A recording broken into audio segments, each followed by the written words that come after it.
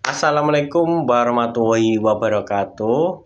Perkenalkan, nama saya Irfan Dias Muzaki dengan NIM 25010222638. Di video kali ini saya akan membahas tentang existentialist theory of education. Jadi, definisi teori pendidikan eksistensialis adalah pandangan filosofis yang berakar pada eksistensialisme, berfokus pada individu dan keyakinan bahwa eksistensi mendahului esensi. Tujuan utamanya adalah membantu siswa menjadi individu yang otentik, jujur pada diri sendiri, bebas, dan bertanggung jawab untuk menciptakan makna pribadi dalam hidup mereka. Pendidikan dipandang sebagai proses penemuan diri yang didorong oleh pilihan radikal dan kesadaran akan kebebasan. Tokoh utama pada teori ini adalah Soren Kierkegaard, bapak eksistensialisme, menekankan subjektivitas iman dan tahapan eksistensi, estetis, etis, dan religius, relevan dalam menyoroti perjuangan pribadi dalam penentuan pilihan. Yang kedua, Jean-Paul Sartre, konsep eksistensi mendahului esensi, kebebasan radikal, tanggung jawab mutlak, dan kritik terhadap itikat buruk menjadi dasar bagi penekanan pada pilihan bebas siswa.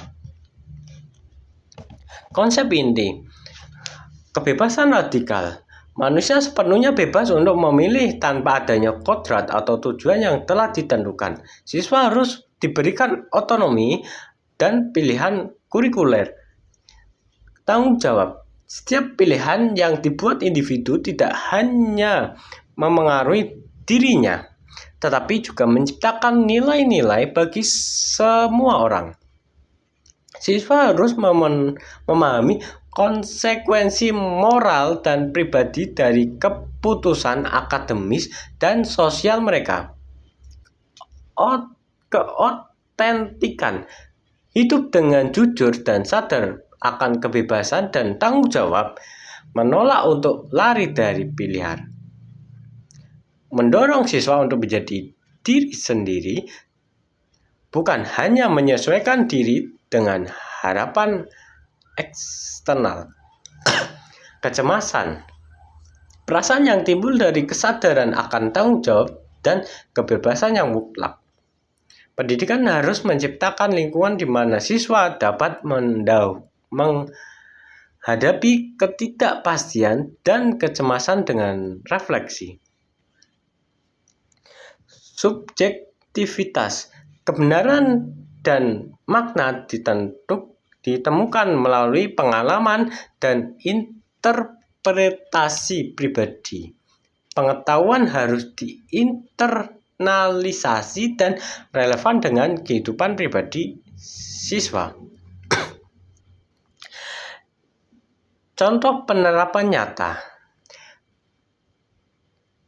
Penerapan teori eksistensialis sering terlihat dalam model pendidikan yang fleksibel dan berfokus pada seni atau humaniora. Pilihan kurikulum yang luas di tingkat menengah atau universitas. Siswa diizinkan memilih mata pelajaran berdasarkan minat dan proyek kehidupan mereka, daripada dipaksa mengikuti jalur studi yang kaku. Kelas humaniora dan sastra intensif. Guru menggunakan karya sastra atau drama untuk memicu diskusi mendalam tentang dilema moral, penderitaan, kematian, dan makna hidup. Guru tidak memberikan jawaban benar, tetapi mendorong berbagai interpretasi. Jurnal atau refleksi diri. Siswa diminta untuk secara teratur menulis jurnal yang tidak hanya mencatat fakta, tetapi juga perasaan, pilihan, dan konflik nilai. yang mereka hadapi. Peran guru sebagai dialogis. Guru menggunakan sistem Sokratik, bertanya untuk memicu pikiran. Daripada ceramah, memosisikan diri sebagai rekan dalam pencarian makna, bukan sebagai otoritas absolut. Proyek individu otonom. Siswa merancang dan melaksanakan proyek penelitian atau kreatif yang sepenuhnya berasal dari pertanyaan eksistensial atau minat pribadi mereka. Kelebihan dan kelemahan. Kelebihannya adalah pengembangan diri yang utuh, menghasilkan individu yang memiliki kesadaran diri yang tinggi, kematangan emosional, dan rasa tanggung jawab yang kuat. Relevansi pribadi. Pembelajaran menjadi sangat bermakna karena berkaitan langsung dengan pertanyaan eksistensial siswa. Mendorong kreativitas, mendorong pemikiran bebas, orisinalitas, dan inovasi dalam mencari solusi. Menciptakan otentisitas, melatih siswa untuk menolak itikat buruk dan hidup sesuai nilai-nilai mereka sendiri. Kelemahannya, tidak ideal untuk pendidikan massal, sulit diterapkan dalam sistem sekolah besar yang berorientasi pada standarisasi dan pengukuran objektif. Kurang struktur, berpotensi mengabaikan keterampilan dan pengetahuan dasar yang dianggap esensial jika siswa terlalu fokus pada minat pribadinya.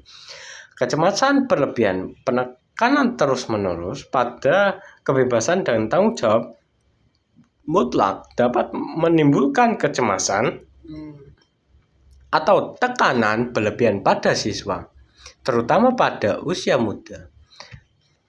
Objektivitas yang sulit diukur, sulit untuk mengevaluasi secara objektif sejauh mana siswa telah mencapai keotentikan atau penemuan diri.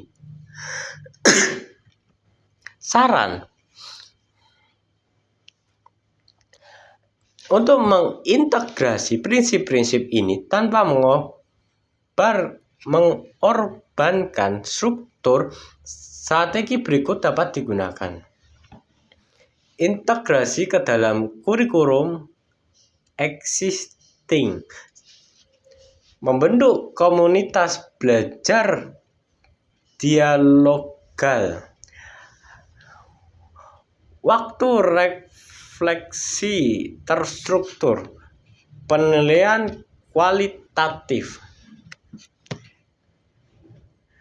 Insight pribadi.